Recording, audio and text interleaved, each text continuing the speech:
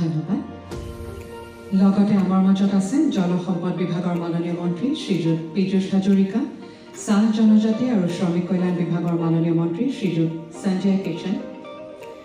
ৰাজ্যসভাৰ মাননীয় সাংসদ শ্ৰীযুত কামাখ্যা প্ৰসাদ দাসা, লোকসভাৰ মাননীয় সাংসদ শ্ৰীযুত পল্লৱ লোচন দাস, মাননীয় বিধায়কসকল ক্ৰমে শ্ৰীযুত ৰূপজ্যোতি কুৰ্মী, শ্ৰীযুত তেৰশ গোৱালা, শ্ৰীযুত ৰূপেশ গোৱালা, শ্ৰীযুত কৃষ্ণ কমল তাঁতী, অসম আৰক্ষীৰ সঞ্চালক প্ৰধান শ্ৰীযুত GP সিং,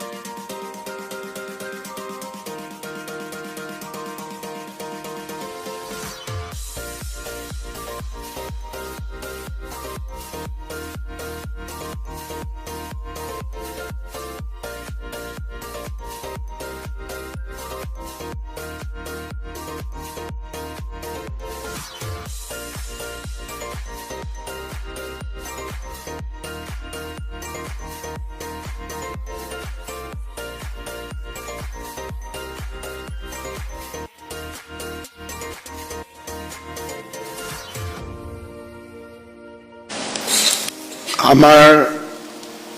মাজত উপস্থিত অসম চৰকাৰৰ সন্মানীয় মন্ত্ৰী পীযুষ হাজৰিকা ডাঙৰীয়া, সঞ্জয় কিষাণ ডাঙৰীয়া, সাংসদ কামাখ্যা প্ৰসাদ দাসা ডাঙৰীয়া, সাংসদ পল্লৱ লোচন দাস ডাঙৰীয়া, সন্মানীয় বিধায়ক ৰূপজ্যোতি কুৰ্মী ডাঙৰীয়া, তেৰশ গোৱালা ডাঙৰীয়া, ৰূপেশ গোৱালা ডাঙৰীয়া, কৃষ্ণ কমল তাঁতী ডাঙৰীয়া, অসম আৰক্ষীৰ সঞ্চালক প্ৰধান শ্ৰী GP সিং ডাঙৰীয়া, ৰাজ্যৰ গৃহ বিভাগৰ প্ৰধান সচিব নিৰাজ বৰ্মা ডাঙৰীয়া, ৰাজ্যৰ সামাজিক ন্যায় বিভাগৰ প্ৰধান সচিব মুকেশ সাহু ডাঙৰীয়া, অসম আৰক্ষীৰ additional director general of police Shri Hiren Chandra Nath ডাঙৰীয়া, আজি আদিবাসী কল্যাণ আৰু উন্নয়ন পৰিষদৰ দায়িত্ব গ্ৰহণ কৰা ইয়াৰ অধ্যক্ষ, উপাধ্যক্ষ, মুখ্য কাৰ্যবাহী সদস্য, উপ মুখ্য কাৰ্যবাহী সদস্যকে আদি কৰি সন্মানীয় সদস্যসকল, আমাৰ গোটেইকেইটা সংগঠনৰ কেডাৰসকল, সদস্যসকল, উপস্থিত সুধীবৃন্দ, ৰাজ্যৰ আদিবাসী সমাজৰ স্বাৰ্থৰ হকে সংগ্ৰাম কৰি অহা ৫টাকৈ আদিবাসী সশস্ত্ৰ সংগঠন তথা বিভাজিত হোৱা ৩টা গোটৰ সদস্যৰ অস্ত্ৰ সম্বৰণ আৰু আদিবাসী কল্যাণ আৰু উন্নয়ন পৰিষদৰ শপত গ্ৰহণ উপলক্ষে আয়োজিত এই অনুষ্ঠানত উপস্থিত থাকি আমি সঁচাকৈ আজি আনন্দিত হৈছোঁ। আজিৰ দিনটো আমাৰ জাতীয় জীৱনৰ বাবে এটা অত্যন্ত গুৰুত্বপূৰ্ণ দিন। অসমৰ পিছপৰা আদিবাসী সমাজখনৰ উত্থানৰ হকে কাম কৰি অহা 5টা সংগঠনৰ সদস্যসকলে আজি তেওঁলোকৰ অস্ত্ৰ আমাৰ চৰকাৰৰ হাতত জমা দিছে আৰু মুখ্য ধাৰালৈ উভতি আহি আদিবাসী সমাজখনৰ কল্যাণৰ বাবে আৰু অসমৰ সামগ্ৰিক জীৱনৰ কল্যাণৰ হকে কাম কৰাৰ বাবে আমি ইয়াত একত্ৰিত হৈছোঁ। আজি দিনটোত আমি মনত পেলাইছোঁ যোৱা বছৰৰ 15 ছেপ্টেম্বৰৰ দিনটো। এই 15 ছেপ্টেম্বৰৰ দিনটোতে আদিবাসী cobra militant, Birsa commando force, Santhal tiger force, আদিবাসী পিপল আৰ্মি, অল আদিবাসী নেশ্যনেল লিবাৰেশ্যন আৰ্মি আৰু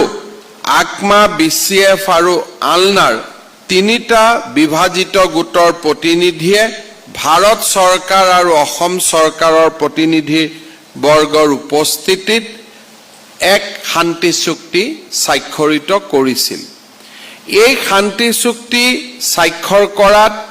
আটাইতকৈ গুৰুত্বপূৰ্ণ ভূমিকা গ্ৰহণ কৰিছিল ভাৰতৰ কেন্দ্ৰীয় গৃহমন্ত্ৰী অমিত শ্বাহ ডাঙৰীয়াই। তেখেতৰ প্ৰেৰণা আৰু তেখেতৰ প্ৰচেষ্টাৰ ফলতেই এই আদিবাসী চুক্তি বাস্তৱত ৰূপায়িত হৈছিল আৰু আজিৰ এই দিনটোত আমি অসমবাসী ৰাইজৰ হৈ ভাৰতৰ গৃহমন্ত্ৰী অমিত শ্বাহ ডাঙৰীয়াক আকৌ এবাৰ ধন্যবাদ আৰু কৃতজ্ঞতা জনাইছোঁ।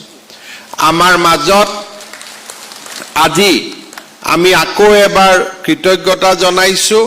আমাৰ উত্তৰ পূৰ্বৰ উপদেষ্টা হিচাপে কাম কৰা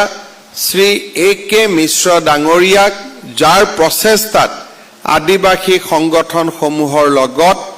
এই শান্তি চুক্তি আগবাঢ়ি গৈছিল। আজিৰ এই দিনটোত মই অত্যন্ত শ্ৰদ্ধাৰে সৈতে সোঁৱৰণ কৰিছোঁ যিসকল আদিবাসী সংগঠনৰ সেনানী বা তেওঁলোকৰ সদস্য এই সংগ্ৰামৰ সময়ছোৱাত আমাৰ মাজৰ পৰা আঁতৰি গ'ল। বিভিন্ন সময়ত তেওঁলোকে এই পৃথিৱীৰ পৰা বিদায় ল'বলগীয়া হৈছিল। তেওঁলোকৰ আত্মত্যাগক আজিৰ দিনটোত মই আকৌ এবাৰ শ্ৰদ্ধাৰে সোঁৱৰণ কৰিছোঁ আৰু আদিবাসী সমাজৰ হকে কাম কৰি, কল্যাণৰ হকে কাম কৰি, আদিবাসী সমাজখনৰ উত্থানৰ হকে কাম কৰি আমি তেওঁলোকক আমাৰ শ্ৰদ্ধা আৰু তেওঁলোকক আমাৰ কৃতজ্ঞতা আমি জনাবলৈ নিশ্চয় চেষ্টা কৰিম। ইতিমধ্যে অসম আৰক্ষীৰ সঞ্চালক প্ৰধান জি.পি. সিং ডাঙৰীয়াই উল্লেখ কৰিছে যে মূল খুঁটিলৈ উভতি অহাৰ পিছত আমাৰ বহুতৰে মনত টেণ্ডেঞ্চি থাকে যে আৰ্মছৰ লগত আমি যিহেতু চিনাকি হৈ আছিলোঁ, কৰবাত অকণমান সুবিধা পালেই আকৌ এবাৰ অস্ত্ৰ শস্ত্ৰ হাতত তুলি লোৱা। মই এটাই কথা আপোনালোকক অনুৰোধ কৰিম যে আজিৰ পৰা কেতিয়াবা যে আপোনালোকৰ হাতত আৰ্মছৰ ট্ৰেইনিং আছিল, কেতিয়াবা এই আৰ্মছৰ বিষয়ে আপোনালোকে জানিছিল, এই কথাবোৰ আপোনালোকে সম্পূৰ্ণৰূপে পাহৰি যাওক। কাৰণ আজি আমি মূল খুঁটিত উভতি আহিছোঁ আৰু মূল খুঁটিত উভতি অহাৰ পিছত আকৌ এবাৰ অস্ত্ৰ শস্ত্ৰ হাতত তুলি লোৱাৰ কল্পনা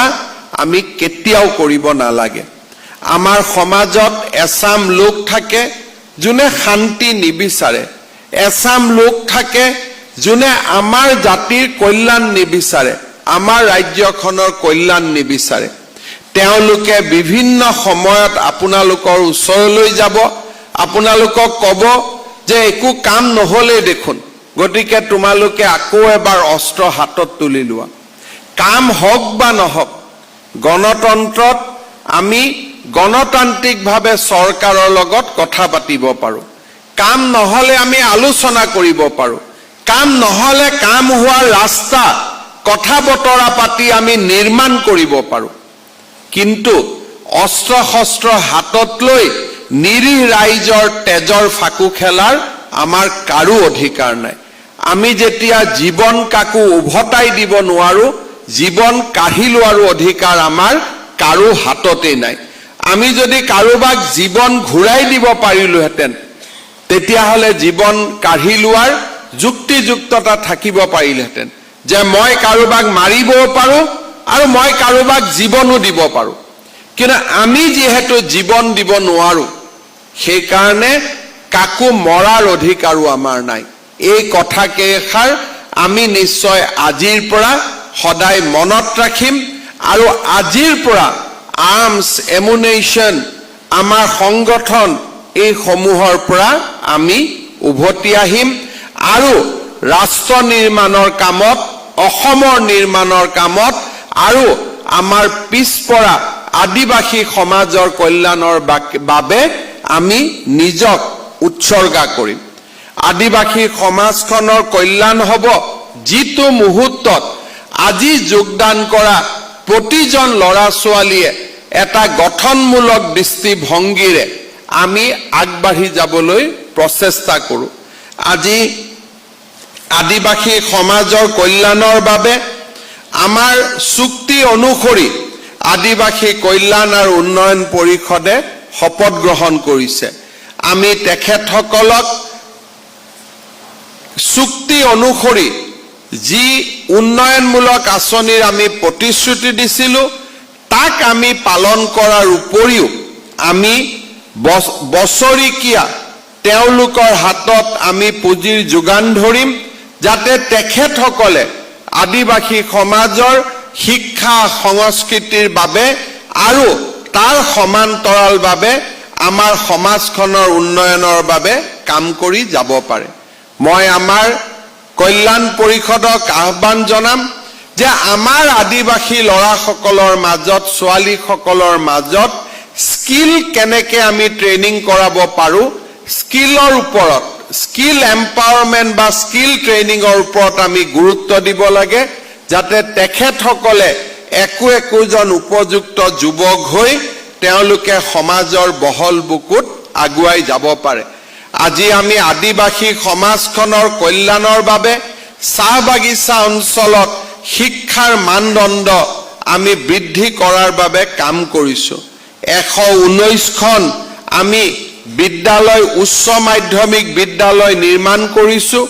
আৰু ৰাজ্যখনৰ প্ৰাথমিক বিদ্যালয়সমূহতো যাতে আমি সুন্দৰ শিক্ষা দিব পাৰোঁ তাৰ বাবে আমি প্ৰচেষ্টা কৰিছোঁ। আদিবাসী কল্যাণ পৰিষদেও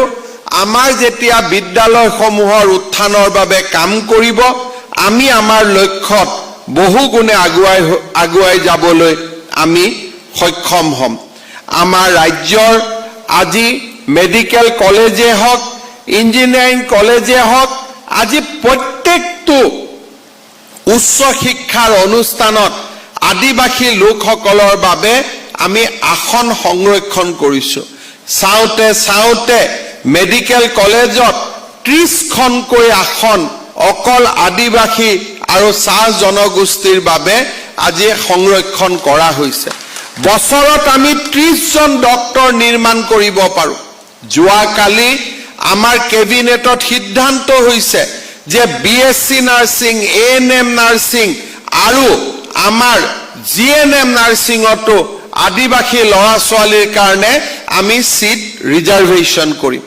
চাওঁতে 15 আগষ্ট বা ছেপ্টেম্বৰৰ ভিতৰত আমি অসম চৰকাৰৰ সকলো চাকৰিতে 3%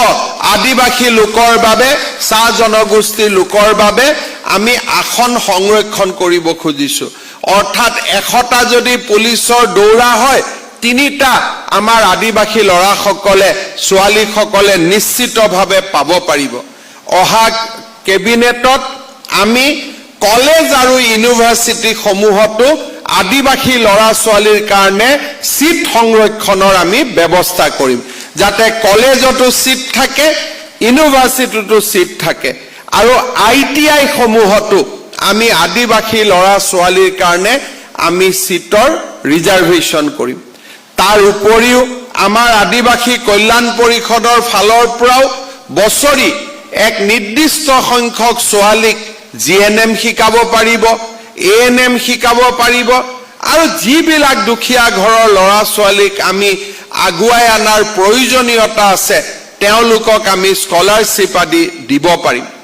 মই আমাৰ ৰাজ্যৰ আদিবাসী জনতাৰ আবেগ বুজো। বহু সময় তেওঁলোকৰ মনত থাকে যে আমাৰ আদিবাসী নামটো যাতে হেৰাই নাযায়। তেওঁলোকে বহুত সময়ত এইটো কথা চিন্তা কৰি থাকে যে আদিবাসী নামটো আমাৰ হেৰাই যাব নেকি। এইবাৰ আমাৰ ডাইৰেক্টৰ টি ৱেলফেয়াৰ যি আছিল তাকো আমি চুক্তি অনুসৰি আদিবাসী আৰু টি ৱেলফেয়াৰ আমি নাম দিছোঁ, যাতে আমাৰ আদিবাসী নামটো হেৰাই যাব নোৱাৰে। আদিবাসীৰ সংস্কৃতি, আদিবাসীৰ ভাষা আৰু আদিবাসীৰ সাহিত্য এই সকলোকে সংৰক্ষণৰ বাবেও আমি আমাৰ প্ৰচেষ্টা হাতত ল'ম। মই আপোনালোকক এই কথাই অনুৰোধ কৰিম যে আমাৰ সকলোৱে মিলি আমি যদি একেলগে প্ৰচেষ্টা চলাওঁ তেতিয়াহ'লে আমাৰ আদিবাসী সমাজখনৰ সাহিত্য সংস্কৃতি কৃষ্টি আমি জীয়াই ৰাখিব পাৰিম আৰু তেখেতসকলক আমি উন্নয়নৰ এটা নতুন দিগন্তলৈ আমি লৈ যাব পাৰিম শ্ৰদ্ধাৰ কেডাৰসকল আজি আপোনালোকে ইয়াত আমাৰ লগত আলোচনাৰ জৰিয়তে ইয়াতে অস্ত্ৰ সম্বৰণ কৰাৰ পিছত আমাৰ দ্বিতীয় প্ৰচেষ্টা হ'ব যে আপোনালোকক কেনেকৈ আমি ৰিহেবিলেট কৰিম আমাৰ ৰাজ্য চৰকাৰে সিদ্ধান্ত লৈছে যে আদিবাসী যিসকল আমাৰ সংগঠনৰ কেডাৰ আছে 1182 জন 1182 যি কেডাৰ আছে আমি তেওঁলোকক 4 লাখ টকাৰ একোটাকৈ ফিক্স ডিপোজিট 15 আগষ্টৰ আগতে আমি আপোনালোকক জমা দিম এই ফিক্স ডিপোজিট যেতিয়া 4 লাখ টকা বেংকত থাকিব তাৰ পৰা আপোনালোকে 3 লাখ টকা লোন ল'ব পাৰিব আৰু এই 3 লাখ টকাৰে আপোনালোকে কিবা নহয় কিবা কাম হাতত ল'ব পাৰিব আমাৰ এডিজিপি এছবিয়ে আপোনালোকৰ মাজত বিভিন্ন এমপ্লয়মেন্ট জেনাৰেশ্যনৰ ওপৰত বিভিন্ন কৰ্মশালা কৰিব আপোনালোকৰ লগত আলোচনা কৰিব যাতে এই টকাটোৰ আমি সৎব্যৱহাৰ কৰিব পাৰো তাৰ উপৰিও আমাৰ নিত্য নতুন আমাৰ ডেইলি কাম-কাজ বিলাক চলিবৰ কাৰণে অহা 3 বছৰলৈ আপোনালোকক মাহত আমি 6000 টকাকৈ দি থাকিম অহা 2 এদিনৰ পৰা আমি এই টকা মুকলি কৰি দিম যাতে মান্থলি 6000 rupees আপোনালোকে স্কলাৰশ্বিপো পাব পাৰে আৰু তাৰ লগত 4 লাখ টকাৰ ফিক্স ডিপোজিট তাক বেংকত ৰাখিও থব পাৰে নহলে ফিক্স ডিপোজিটৰ বিপৰীতে 3 লাখ টকাৰ লোন লৈ আমি আমাৰ ব্যৱসায়ৰ কাম আৰম্ভ কৰিব পাৰিম ইয়াৰ উপৰিও আমাৰ দয়াল দাস পানিকাৰ নামত যি ধৰণে সেলফ এমপ্লয়মেন্টৰ আঁচনি আছে আমাৰ আদিবাসী কল্যাণ পৰিষদৰ লগতো মই কথা পাতিম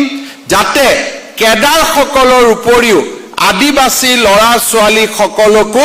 আমি বিভিন্ন সেলফ এমপ্লয়মেন্টৰ সুবিধা দিব পাৰো আমি তেওঁলোকক কাম কৰাৰ কাৰণে আমি পুঁজি যোগান ধৰিব পাৰো পঢ়া শিক্ষা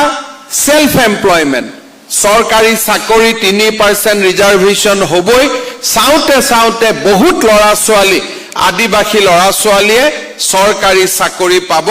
তাত মোৰ কোনো সন্দেহ নাই ইয়াৰ পিছত আমাৰ আদিবাসী কৃষ্টি সংস্কৃতি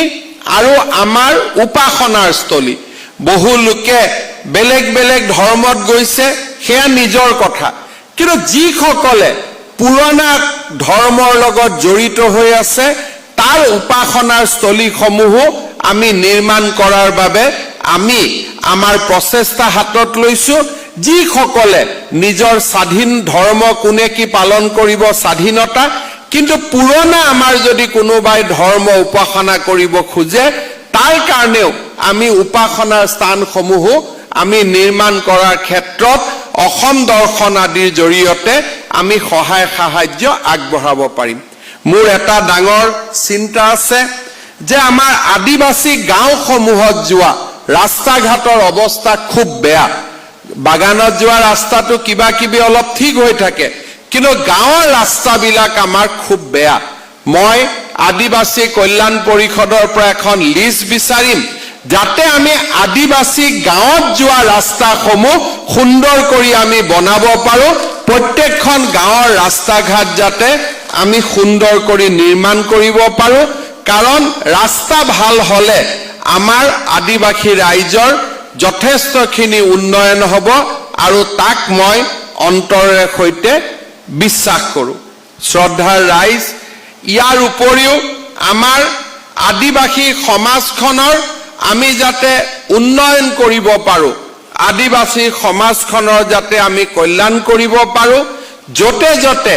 আপোনালোকে ভাবে যে ইয়াত কলেজ বনালে আমাৰ সুবিধা হ'ব ইয়াত আমাৰ হাই স্কুল বনালে সুবিধা হ'ব আমি এই গোটেই কামবিলাক আপোনালোকৰ কাৰণে কৰিবলৈ প্ৰস্তুত থাকিম ইয়াৰ উপৰিও চুক্তি অনুসৰি কেন্দ্ৰীয় চৰকাৰে আমাক 500 কোটি টকা দিব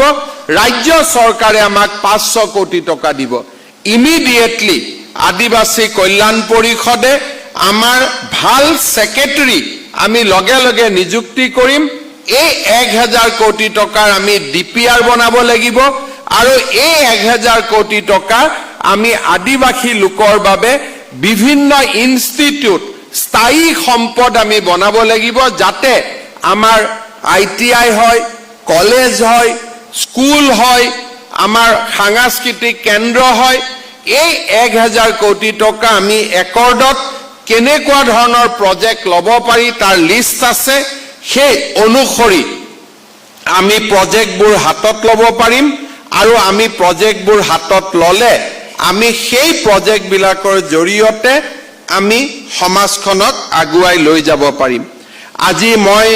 এই দিনটোত আৰু এটা আমাৰ দায়িত্বৰ কথা মনত পেলাব খুজিছো আমাৰ গোসাইগাঁও আৰু কোকৰাঝাৰত সেই সময়ত হোৱা সংঘৰ্ষত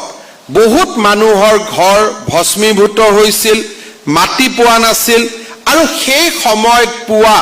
যি কম্পেনসেশন আছিল হিউ যথেষ্ট নাছিল যোৱাবাৰ গোসাইগাঁৱৰ বাই ইলেকশ্যনৰ সময়ত মই এই কথা ঘোষণা কৰি আহিছিলো যে গোসাইগাঁও আৰু কোকৰাঝাৰত বা আন জাগাত যিসমূহ লোকৰ ঘৰ ভস্মীভূত হৈছিল বা যিসকল লোকে যথেষ্ট টেক্স স্বীকাৰ কৰিবলগীয়া হৈছিল তেওঁলোকক আমি পুনৰ সংস্থাপনৰ বাবে আকৌ এবাৰ প্ৰচেষ্টা হাতত ল'ব লাগিব মই দুই এদিনতে আমাৰ মন্ত্ৰী সভাৰ দুজন ব্যক্তিক দায়িত্ব দিম লগত বিটিআৰৰ প্ৰধান থাকিব আমাৰ বাকি আদিবাসী কল্যাণ পৰিষদৰ লোকসকল থাকিব আমি সকলোৱে যত্ন কৰি খুব কম সময়ৰ ভিতৰতে গোসাইগাঁও কোকৰাঝাৰত বা আন স্থানসমূহত যিসকল লোকে সংঘৰ্ষৰ ফলত গৃহহীন হৈছিল তেওঁলোকৰ বাবেও আমি আৰ্থিক সাহায্যৰ পেকেজ এটা বনাব লাগিব আৰু তেওঁলোকক নতুনকৈ আমি আকৌ এবাৰ সহায় কৰিব লাগিব যাতে সেই সময়ত যিসকলে যথেষ্ট সুবিধা নাপালে তেখেতসকলক আমি আকৌ এবাৰ সহায় কৰিব পাৰো তাৰ মানে আপোনালোকে চিন্তা কৰক যে এই কল্যাণ পৰিষদখনৰ কিমান কাম হ'ব যদি আমি চেষ্টা কৰো যদি আমি বহি থাকোতো কাম নহব কিন্তু যদি আমি কাম কৰিব খুজো এই কল্যাণ পৰিষদখনে আমাৰ আদিবাসী সমাজখনক বহু দূৰ আগুৱাই লৈ যাব পাৰিব সেইবাবে মই আজি যিসকলে দায়িত্ব লৈছে তেওঁলোকক দুৰ্গা হাজদাকে আদি কৰি অসীম হাজদাকে আদি কৰি আমাৰ গোটেই কেইজনক মই অনুৰোধ কৰিম যাতে আপোনালোকে নিষ্ঠা আৰু সততাৰে আদিবাসী সমাজখনৰ কল্যাণৰ বাবে কাম কৰে সংগঠনত থাকোতে যি সংস্কৃতি আছিল সেই কথাবোৰ পাহৰি গৈ আমি সকলোৱে একোজন ষ্টেটসম্যান হিচাপে যে সমাজখনৰ দায়িত্ব আজিৰ পৰা মোৰ ওপৰত পৰিলে এটা বহল দৃষ্টিভংগীৰে আমি কাম কৰিব লাগে সংগঠনত থাকোতে যেনেকে সংগঠনবোৰ মাজে মাজে বিভাজিত হৈ যায় এতিয়া আমি বিভাজনৰ কথা চিন্তা নকৰি আমি সমন্বয়ৰ কথা চিন্তা কৰিব লাগিব একেলগে থাকি আমি আদিবাসী সমাজখনক আগুৱাই লৈ যাব লাগিব এই কথাখিনি আপোনালোকে মনত ৰাখিব বুলি মই আশা কৰিছো শ্ৰদ্ধা ৰাইজ আজি দিনটোত আমি ধন্যবাদ জনাম যে প্ৰধানমন্ত্ৰী নৰেন্দ্ৰ মোদী ডাঙৰীয়াৰ নিৰবিচ্ছিন্ন প্ৰচেষ্টাত আজি আমাৰ সমগ্ৰ উত্তৰ পূৰ্বৰ লগতে আমাৰ অসমখনো আজি এক নতুন দিশেৰে আগবাঢ়িছে বুজাবুজিৰ পৰিৱেশ উন্নয়নৰ পৰিৱেশ আৰু এটা ক'ব গ'লে বহু দিনৰ মূৰত অসমে আজি শান্তি আৰু প্ৰগতিৰ দিশত আগবাঢ়িব পাৰিছে প্ৰধানমন্ত্ৰী নৰেন্দ্ৰ মোদী ডাঙৰীয়াৰ নেতৃত্বত 2020 চনৰ 27 জানুৱাৰীত আমি বড়ো চুক্তি স্বাক্ষৰ কৰিছিলো আজি বড়ো ভূমিত শান্তি আৰু প্ৰগতিৰ এক নতুন অধ্যায় আৰম্ভ হৈছে 2021 চনৰ 4 ছেপ্টেম্বৰত আমি কাৰ্বি আলং জিলাৰ KLNLF PDCK UPLA and KPLT লগত শান্তি চুক্তি স্বাক্ষৰ কৰিছিলো আৰু আজি কাৰ্বি আলঙত চাৰিও দিশতে এক উন্নয়নৰ যি নতুন দিগন্ত তাক আমি সকলোৱে প্ৰত্যক্ষ কৰিছো ডিমাচা বন্ধুসকলৰ লগতো 2023 চনৰ 27 এপ্ৰিলত শান্তি চুক্তি স্বাক্ষৰিত হয়। United democratic liberation front of Barak valley আৰু Bru revolutionary army of union নামৰ বৰাক উপত্যকাৰ দুটা ৰিয়াং উগ্ৰপন্থী সংগঠনৰ লগতো আমাৰ 2022 চনৰ 12 ডিচেম্বৰত শান্তি চুক্তি স্বাক্ষৰিত হয়। বৰ্তমান আমাৰ ৰাজ্যত 5টা সংগঠনৰ লগত আমাৰ যুদ্ধবিৰতি অৱস্থাত আমি আছো আৰু এই 5টা সংগঠনৰ লগতো আমি খুব সোনকালে শান্তি চুক্তি স্বাক্ষৰ কৰিব বিচাৰো। আলোচনাপন্থী ULFA Kuki revolutionary army, united Kukigam defence army, Kuki liberation organisation আৰু মাৰ পিপলছ কনভেনশ্যন। এক কথাত ক'ব গ'লে আলোচনাপন্থী আলফা, কুকি আৰু মাৰ এই তিনিওটা সংগঠনৰ লগত আমি যদি শান্তি চুক্তি কৰিব পাৰো তেতিয়াহ'লে অসমত যুদ্ধবিৰতিত থকা সংগঠনসমূহ এক প্ৰকাৰ নাইকিয়া হ'ব। মই আশা কৰোঁ যে আমাৰ